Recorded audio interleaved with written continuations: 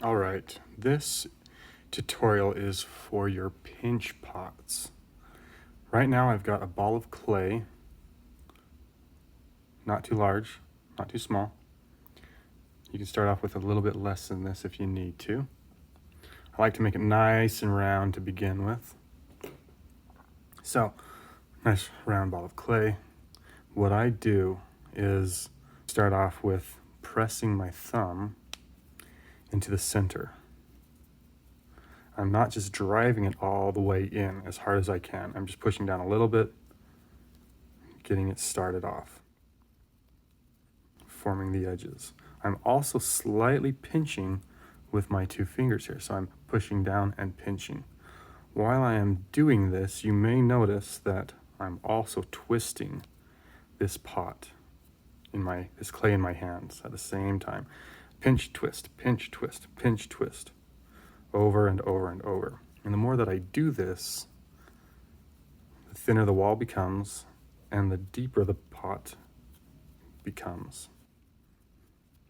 As you're going around, you'll want to pay attention to how that pot fills, where it's thicker in some areas than in others. It doesn't matter if you go clockwise or counterclockwise, if you need to go back to touch up on some areas. But I like to try and keep spinning this pinch pot, because if I change what I'm focusing on, I might get the walls too thin in those areas instead.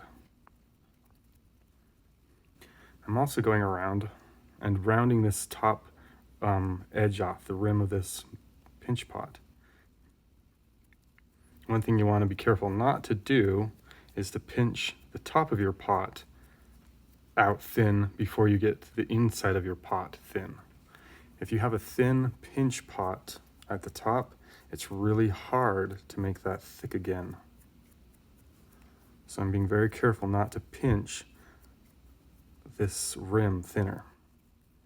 Once you get more skill in using this pinch technique, you might be able to switch hands so that you give your other hand a break.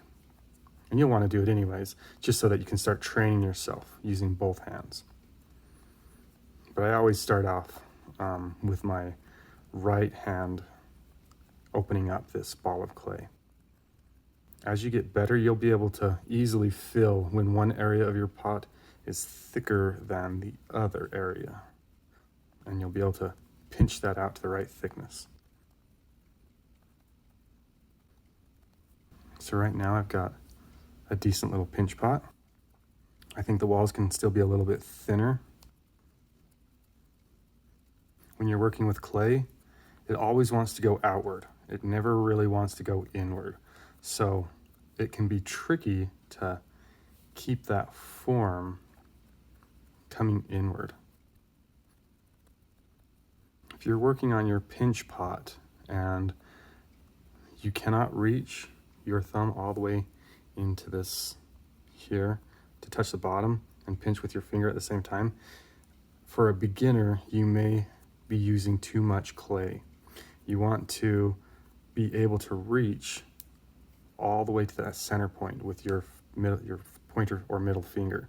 That way you can press against your thumb to thin out that area.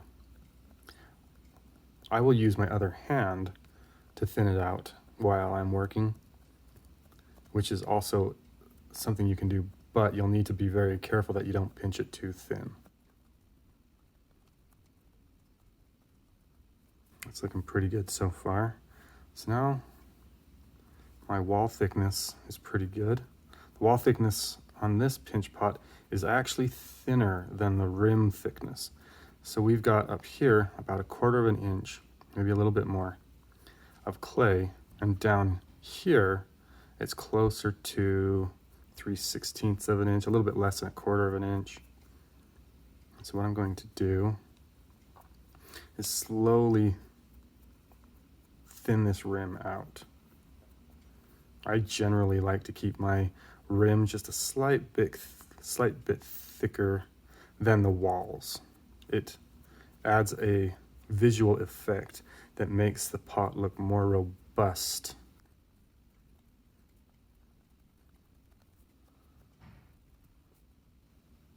So there we have basic pinch pot. Done pretty quickly, just about 7 minutes. At this time, you could start adding different textures to your pinch pot if you really wanted to.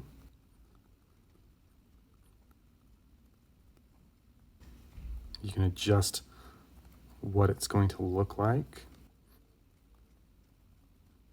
Now is still a good time that you can change this form pretty well. I could turn this into a cube shape if I really wanted to. Also, go around your rim. When you're done, go around your rim and fill in or smooth over any of those little cracks. Unless that is a visual effect that you're trying to master. Otherwise, these cracks will just get worse.